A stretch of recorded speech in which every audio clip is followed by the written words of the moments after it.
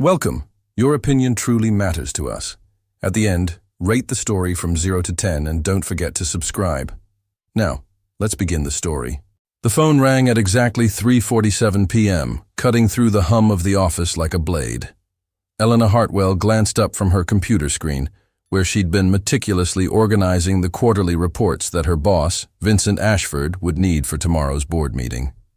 The caller ID showed an international number she recognized immediately. Her heart skipped, but not from joy. "Good afternoon, Ashford Industries," she answered in her professional tone, though her voice wavered slightly. The voice on the other end spoke rapidly in Mandarin, and Elena's face grew pale as she listened. She responded quietly, her words flowing in the same language, occasionally glancing toward Vincent's office where she could see his silhouette through the frosted glass, hunched over his desk. "I understand completely," she whispered into the phone, switching to Mandarin again. "The situation is very difficult right now. I wish I could do more, but with my current circumstances..." She paused, listening intently. "No, please don't feel that way. Even small contributions matter. I'll find a way to send something next month, I promise." What Elena didn't notice was Vincent standing in his doorway, having emerged to ask her about the Henderson contract. His expression shifted from mild curiosity to something darker as he watched her speak in a language he couldn't understand, her tone urgent and secretive. He caught fragments, numbers, what sounded like financial terms, references to next month and circumstances. Elena ended the call and immediately buried her face in her hands, shoulders trembling slightly. She'd been barely making ends meet for months, living paycheck to paycheck while trying to maintain her professional facade. The orphanage in rural China, where she'd volunteered during her gap year before college, was facing closure due to funding cuts, and she'd been sending whatever she could spare, sometimes going without lunch for weeks to scrape together even $50. "Elena." Vincent's voice was cold, cutting through her moment of vulnerability. She looked up, quickly wiping her eyes and forcing a smile. "Yes, Mr. Ashford. Did you need the Henderson files?" "My office. Now." The walk to his office felt like a funeral march. Vincent closed the door behind them with deliberate precision, the click of the latch sounding ominous in the sudden silence. He didn't sit, instead positioning himself behind his desk like a judge preparing to deliver a sentence. "How long?" he asked, his voice eerily calm. "I'm sorry. I don't understand." "How long have you been selling information to our competitors?" Each word was measured, controlled, but Elena could see the fury burning in his dark eyes. The accusation hit her like a physical blow. "Mr. Ashford, I would never..." "I heard the conversation, Elena. The secrecy, the financial discussions, the scheduling of future contact. Do you think I'm stupid?" He leaned forward, his knuckles white as he gripped the edge of his desk. "Phoenix Industries has been undercutting our bids for months. Someone's been feeding them information, and now I know who." Elena's mouth opened and closed soundlessly. How could she explain about the orphanage without sounding like she was making up a convenient lie? How could she tell him that her financial discussions were about whether she could afford to send her usual monthly donation when she was already surviving on ramen noodles and discount groceries? "I can explain." "No explanations." Vincent's voice was final, absolute. "Clear out your desk. Security will escort you out in 10 minutes. Consider yourself fortunate that I'm not pressing charges, yet." The room spun around Elena. This job wasn't just her livelihood. It was her only connection to financial stability, her health insurance, her ability to help the children who depended on her. Without it, she would lose everything. "Please," she whispered, her professional composure finally cracking. "This is all a misunderstanding. If you would just let me explain." 10 minutes, Vincent repeated, already turning away from her, dismissing her existence as if she'd never mattered at all. Elena stumbled out of his office, past the curious stares of her colleagues, to her small desk where 3 years of her life sat in neat, organized piles. Her hands shook as she packed her few personal items, a small succulent plant her neighbor had given her, A coffee mug with a chip in the handle, a photo of her parents who died in a car accident when she was 19. Security arrived as promised. Two stone-faced men who watched her every movement, as if she might steal office supplies. The walk to the elevator was a parade of shame, with former colleagues whispering behind their hands and averting their eyes. As the elevator doors closed, Elena caught one last glimpse of Vincent through his office window. He was already back at work, apparently untroubled by the destruction he'd just wreaked. She wondered if he'd given her even a second thought, or if she'd already been erased from his memory as efficiently as she'd been erased from his company. Standing on the sidewalk with her cardboard box of belongings, Elena realized that her life had just split into before and after this moment. Everything that came next would be a consequence of this single, terrible misunderstanding, and she had no idea how she would survive it. 3 weeks after the termination, Elena's carefully constructed life had crumbled into a series of increasingly desperate calculations. She sat at her kitchen table, a wobbly second-hand piece she'd bought when she first moved to the city, surrounded by overdue bills that seemed to multiply like malevolent organisms. The electricity notice was printed on yellow paper, the final warning before disconnection. Her landlord had already called twice about next month's rent. The apartment itself was a testament to her former middle-class aspirations, clean but sparse, with furniture that had been purchased with optimism and was now being scrutinized for resale value.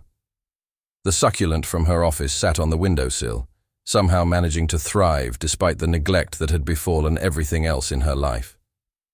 Elena's laptop, her lifeline to potential employment, displayed yet another rejection email. This one didn't even bother with pleasantries. "Thank you for your interest, but we've decided to move forward with other candidates." She'd stopped counting after the 15th similar message. Word traveled fast in their industry, and Vincent Ashford's influence cast a long shadow. She suspected he'd made certain calls, ensured that her reputation was poisoned before she could even defend herself. Her phone buzzed with a text from her neighbor, Mrs. Chen, an elderly woman who lived alone and had become something of a surrogate grandmother since Elena's parents died. "Saw your lights on late again, dear. Are you eating enough?" The kindness in those simple words nearly broke Elena's composure. She'd been avoiding Mrs. Chen lately, too ashamed to admit how far she'd fallen. The irony wasn't lost on her that Mrs. Chen shared ethnicity with the children Elena had been trying to help, the very children whose needs had cost Elena everything. She'd stopped sending money to the orphanage after the first week, using her meager savings instead to buy groceries and keep the lights on. The guilt gnawed at her constantly, imagining the director wondering why her monthly contribution had suddenly ceased. A knock at her door interrupted her brooding. Elena's heart leaped. Perhaps a job opportunity, maybe someone who could offer her work. Instead, she found Marcus Wheeler, Vincent's former business partner, who'd left Ashford Industries 2 years ago to start his own consulting firm. "Elena," Marcus said, his expression carefully neutral. "I heard about what happened." She invited him in, acutely aware of how shabby her apartment must look to someone accustomed to corporate luxury. Marcus declined her offer of coffee. Probably wise, since she'd been reusing the same grounds for 3 days. "Vincent thinks you were selling secrets," Marcus said without preamble. "But I know you, Elena. I worked with you for 2 years before I left. You're not capable of that kind of betrayal." Elena felt tears threaten but forced them back. "It doesn't matter what I'm capable of. No one will hire me now. Vincent's made sure of that." Marcus leaned forward, his voice dropping. "What if I told you I might have something? It's not much. Temporary bookkeeping for a small nonprofit.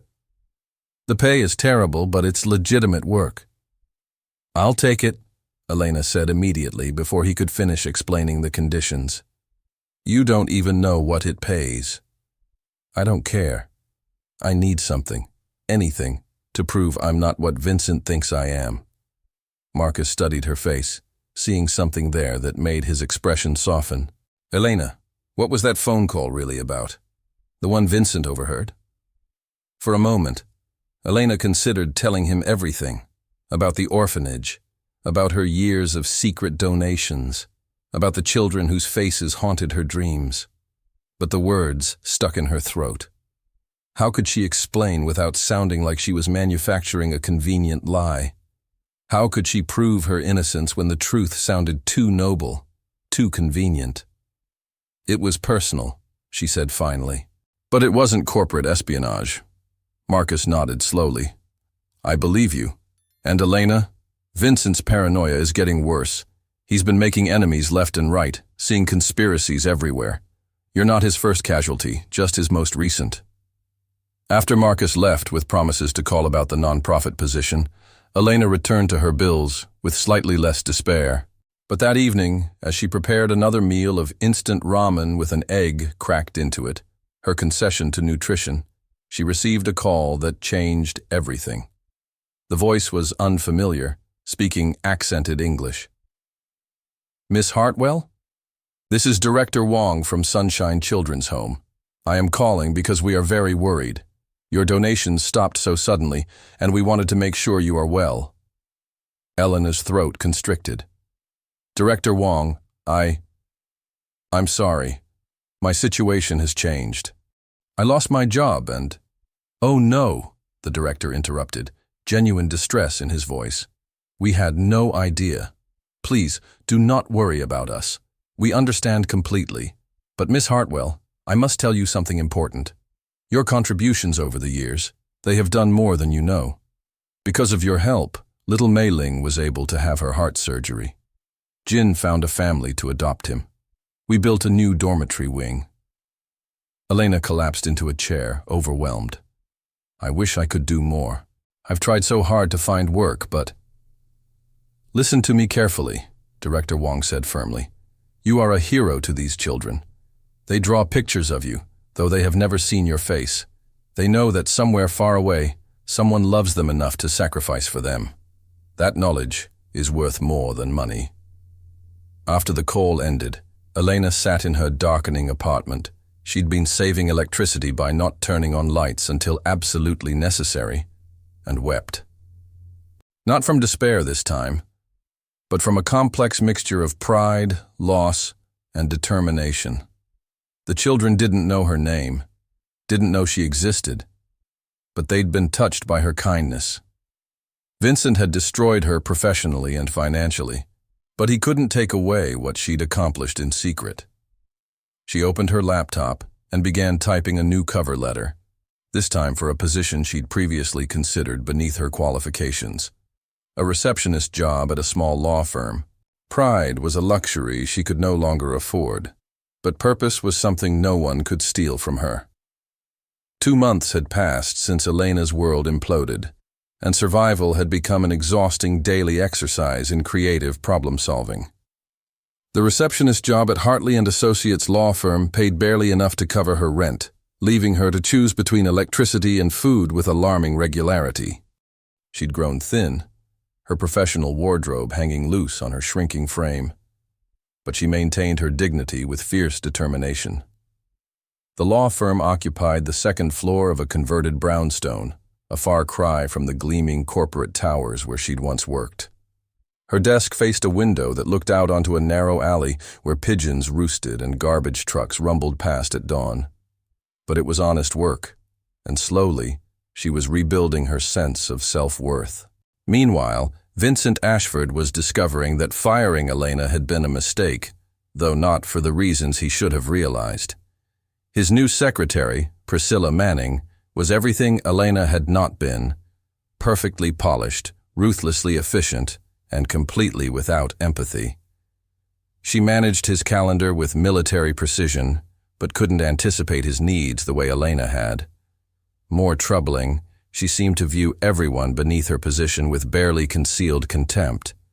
The Henderson contract needs revisions, Vincent told Priscilla one morning, frustrated after a particularly difficult client meeting. I'll have legal look at it, Priscilla replied, without looking up from her computer, her manicured nails clicking against the keys like tiny weapons. Elena would have already pulled the relevant precedents and highlighted the problem clauses, Vincent muttered. then immediately felt annoyed with himself for the comparison. Elena was a security risk, Priscilla said coolly. I would never jeopardize company integrity for the sake of convenience. Something in her tone bothered Vincent, though he couldn't pinpoint exactly what. Elena had never spoken about colleagues with such casual cruelty. Even when dealing with difficult clients or unreasonable demands, she'd maintained a fundamental kindness that he'd only now realized he'd taken for granted. Across the city, Elena was dealing with her own difficult personalities. Mr. Hartley, the senior partner, was a kind man nearing retirement, but his junior partner, David Cross, seemed to take pleasure in making her life complicated. He'd demand urgent documents, then disappear for hours, leave messes for her to clean, and speak to her as if she were intellectually deficient. The Morrison brief is due tomorrow, Cross announced one afternoon, dropping a stack of handwritten notes on her desk. Get this typed up and formatted properly. And Elena? Try not to make as many mistakes as last time. There had been no mistakes last time. Elena had triple-checked everything, but Cross enjoyed undermining her confidence. She'd learned not to defend herself. Men like Cross fed on confrontation, and she couldn't afford to lose another job. That evening, as Elena rode the bus home through neighborhoods that grew progressively seedier, she received an unexpected phone call. The number was local but unfamiliar. Elena Hartwell? The voice was professional, curious. This is Jennifer Morse from the Tribune. I'm working on an investigative piece about corporate culture in the financial district, and your name came up in relation to Ashford Industries. Would you be willing to speak with me? Elena's blood ran cold. I'm not sure what you mean. I've been hearing rumors about Vincent Ashford's management style, his treatment of employees. Several former workers have mentioned your sudden departure. They seem to think you were treated unfairly. Elena closed her eyes, imagining the damage an investigative article could do, not just to Vincent, but to her own chances of ever rebuilding her career. I'm sorry, but I can't comment on my former employer. Even off the record? Elena, if what I'm hearing is true, you might not be the only victim here. Don't you want to? I said no. Elena ended the call, her hands shaking. The conversation haunted her through a sleepless night. Part of her wanted vindication, wanted the world to know that Vincent's accusations had been baseless. But a larger part of her knew that speaking to a reporter would only make her look vindictive, desperate. She'd already lost so much. She couldn't risk what little professional reputation she might still salvage. Meanwhile, Vincent was facing his own unexpected challenges. The Henderson deal had fallen through after Priscilla missed a crucial deadline, and two other major clients had expressed dissatisfaction with the level of service since Elena's departure. More disturbing were the whispers he'd begun hearing at industry events. Suggestions that he was becoming erratic, paranoid, too quick to turn on loyal employees. You fired Elena Hartwell? Thomas Brennan, a competitor, had asked at a recent networking dinner. That woman was golden. Whatever she did, it must have been serious. Vincent had deflected the question, but the implication stung. He'd begun to wonder if his reaction had been too hasty, too severe. But pride prevented him from examining that possibility too closely. The breaking point came on a rainy Thursday evening in late November.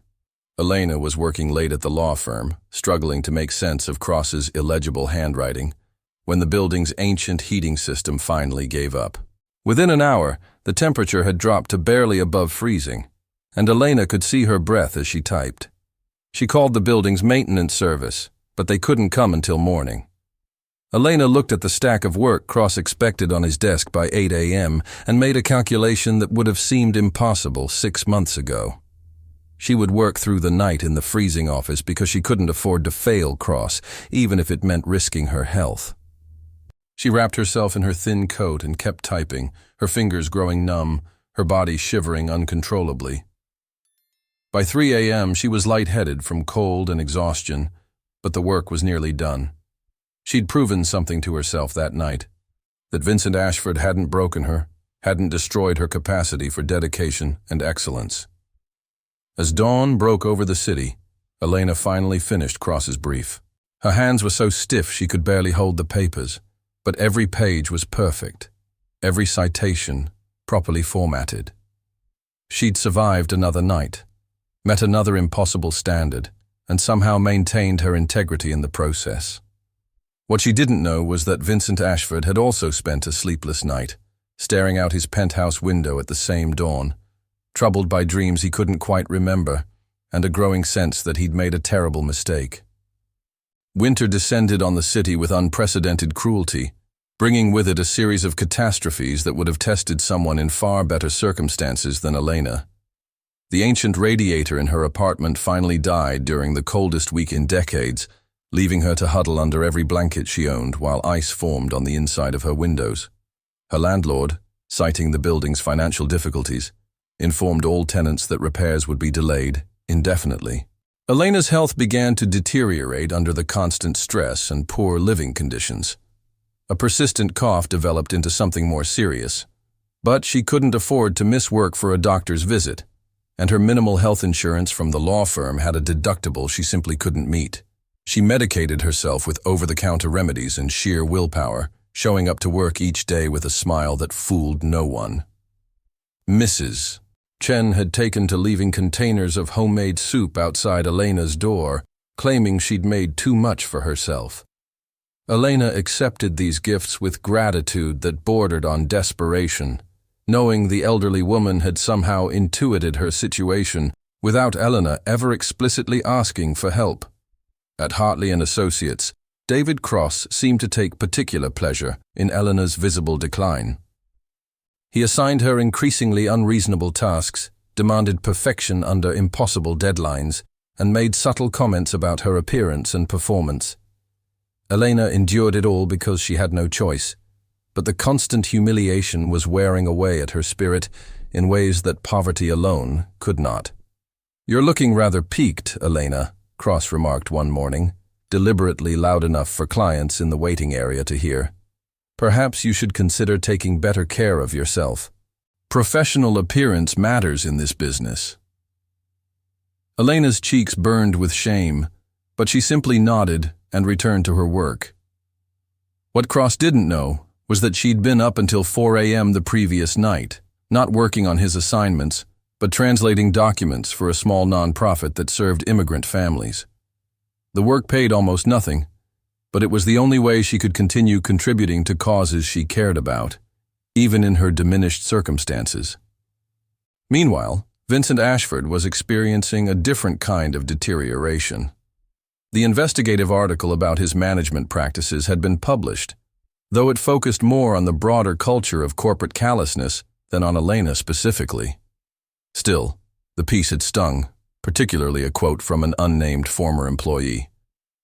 "Vincent Ashford creates an atmosphere of paranoia where loyalty means nothing and suspicion is rewarded.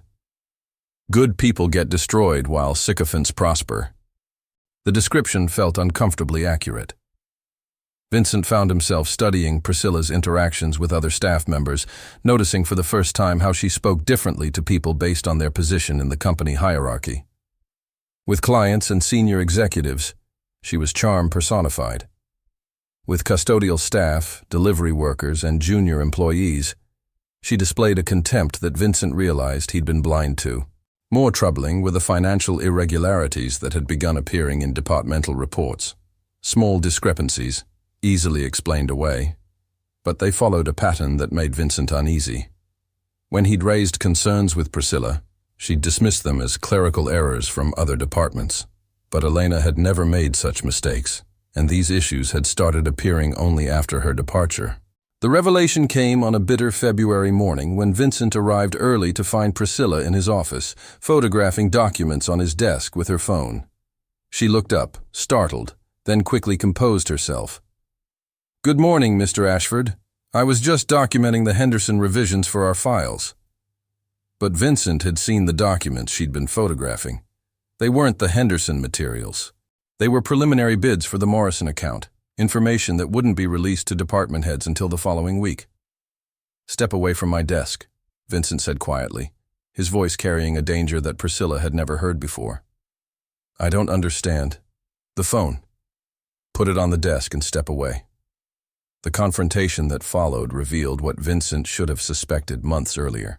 Priscilla had been systematically gathering confidential information, selling it to competitors through an elaborate network that made Elena's innocent charity calls look like child's play by comparison.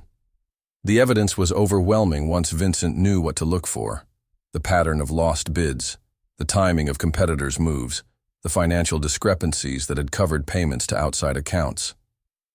As security escorted Priscilla from the building, Vincent sat alone in his office, surrounded by the wreckage of his own judgment.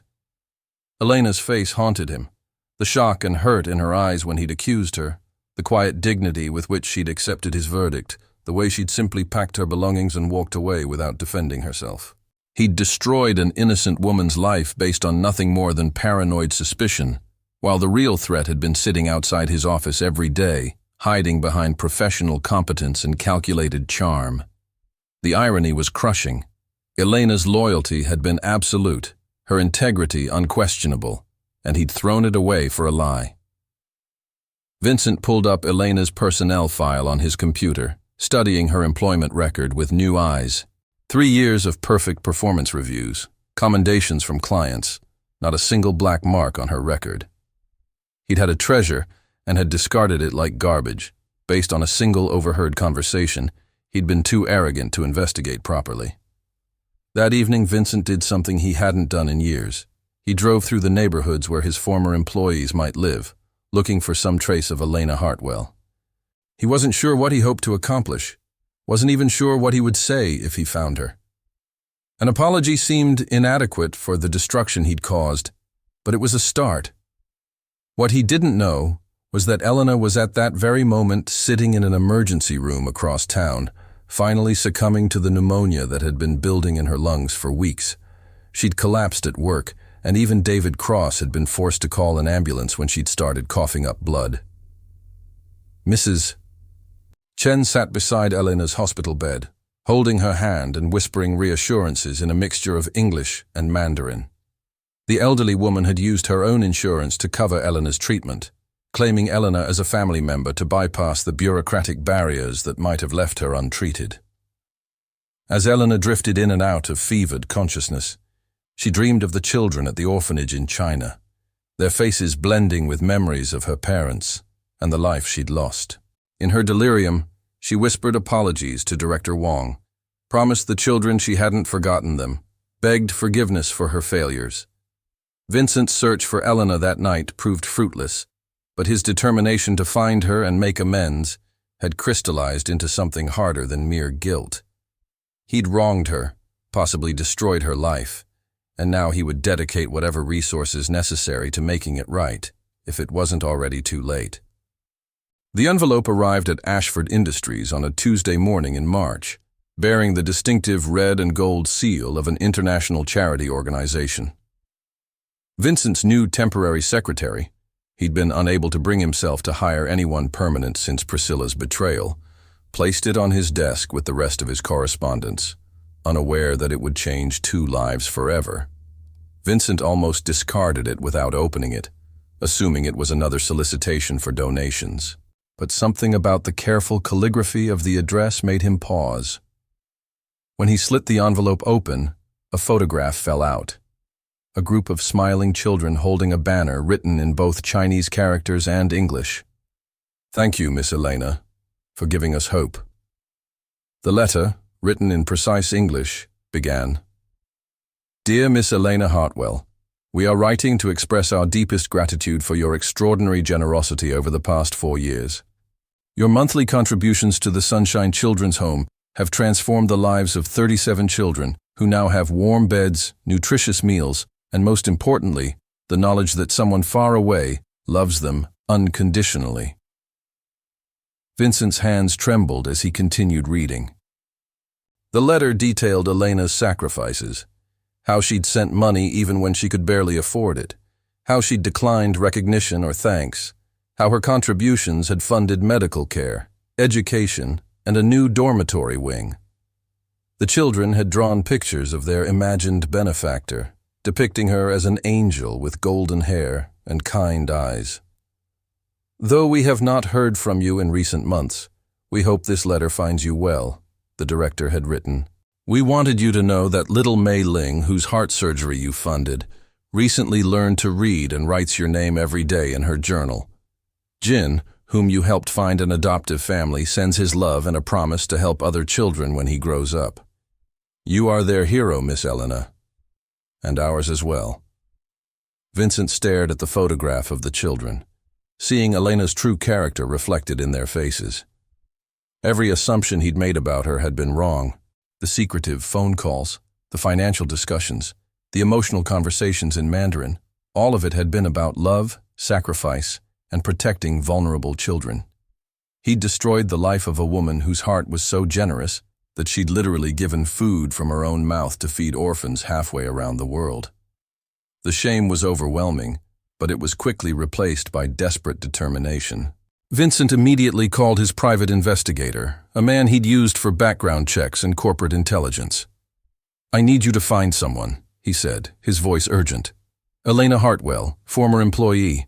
I need to know where she is, what's happened to her since she left here. Everything. The report arrived within hours, and it made Vincent physically ill. Elena's descent into poverty, her struggle with illness, her hospitalization for pneumonia, all of it could be traced directly to his accusations and the black mark he'd placed on her reputation. She was currently recovering at Mercy General, having spent 2 weeks in intensive care, with medical bills that would cripple her financially for years to come. Vincent arrived at the hospital that evening carrying the letter from China and a weight of guilt that felt heavier than any burden he'd ever carried.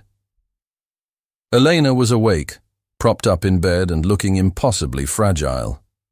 Her once lustrous hair hung limp around her shoulders, and her skin had a translucent quality that spoke of prolonged suffering. But when she saw him, her eyes showed no anger, only a weary resignation that somehow hurt him more than fury would have. Vincent, she said quietly. I wondered if you'd come. He approached her bed slowly, as if she were a wounded animal that might flee. Elena, I received this today. He held out the letter with shaking hands. It was addressed to you at the company. Elena's eyes filled with tears as she saw the photograph of the children. She touched their faces gently, as if they were physically present. They remembered me, she whispered. Even though I stopped sending money, they remembered. Why didn't you tell me? Vincent asked, his voice breaking. When I accused you, why didn't you explain about the charity work? Elena looked at him with infinite sadness. Would you have believed me? A convenient story about helping orphans, right when you accused me of corporate espionage. It would have sounded like a lie designed to save my job. Vincent knew she was right, and the knowledge was crushing. I destroyed your life based on a suspicion. I never gave you a chance to defend yourself, never bothered to investigate. I was so certain, so arrogant. You were protecting your company, Elena said simply. I understand. No, you don't understand. Vincent pulled a chair close to her bed, needing her to hear the truth. There was a real spy, Priscilla. She'd been selling information for months. Everything I accused you of, she was actually doing. I fired the most loyal, honest person I've ever known and kept the actual criminal. Elena closed her eyes, processing this information. When she opened them again, Vincent saw something he hadn't expected. Forgiveness. I'm glad you found out the truth, she said. It must have been difficult, learning you were wrong. Her grace in the face of his injustice humbled him completely. Elena, I want to make this right. I know I can't undo the damage I've caused, but I want to try. Your medical bills, your lost wages, the damage to your reputation. Let me fix what I can. I don't want your money out of guilt, Elena said firmly, showing the first spark of her old strength. Then don't take it out of guilt, Vincent said, surprising himself with his next words. Take it because I'm falling in love with you, and I want to spend the rest of my life proving I'm worthy of the woman who gives her own food to orphans. Elena stared at him, speechless. Vincent continued, his words tumbling out with desperate honesty. I've been searching for you for weeks. not just to apologize, but because I can't stop thinking about you, about your kindness, your integrity, the way you never once said a cruel word about anyone, even when you had every right to hate me. I want to be the kind of man who deserves someone like you. Vincent, you don't know me well enough to. I know enough, he interrupted. I know you're the kind of person who helps strangers' children while living on ramen noodles. I know you maintained your dignity when I tried to destroy it. I know you forgave me before I even apologized. If that's not enough to build love on, then I don't understand love at all. Elena studied his face, searching for deception and finding only raw honesty. What are you asking of me? Give me a chance to prove I've learned from this. Let me help you recover, not as penance, but as partnership. Let me show you that the man who fired you isn't the man I want to be. Vincent took her hand carefully, as if it were made of spun glass. And when you're well, when you're strong again, maybe you'll let me love you the way you deserve to be loved. Elena felt tears sliding down her cheeks, not from sadness this time, but from a hope she'd thought was lost forever. The children in China, she whispered. I haven't been able to send them anything in months. Vincent smiled, the first genuine smile she'd ever seen from him. Then we'll send them something together. As much as they need, for as long as they need it. Those children gave me back something I'd lost. They gave me you. As spring sunlight filtered through the hospital window, Elena squeezed Vincent's hand and allowed herself to believe in second chances. The journey back from the brink would be long and difficult, but for the first time in months, she wasn't facing it alone. And in Vincent's eyes, she saw not the man who had nearly destroyed her, but the man who had discovered, through her example, what it truly meant to love. If you've made it this far, don't forget to subscribe to the channel and rate the story from 0 to 10. Your opinion is very valuable to us. Thank you.